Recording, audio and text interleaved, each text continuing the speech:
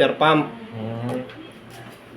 Ito yung relay niya, oh, yung dalawang ganyan. Tapos ang isang linya nito para dito sa positive or sa kahit saan linya, basta ito linya papunta dito.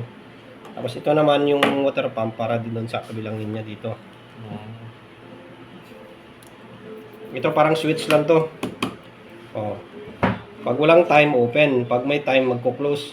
Gagana ito. Pagulugan, ayan, 5 piso. Nakaset up yun sa 28 seconds. Ang piso. Ayan o. 20 minutes and 20 seconds. So, pag start, ayan o. Ayan, start.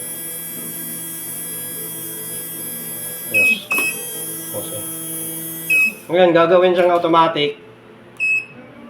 I-press lang itong isa, yung negative, positive, sabay press. Ano mo dito, pasama mo ito. O yan.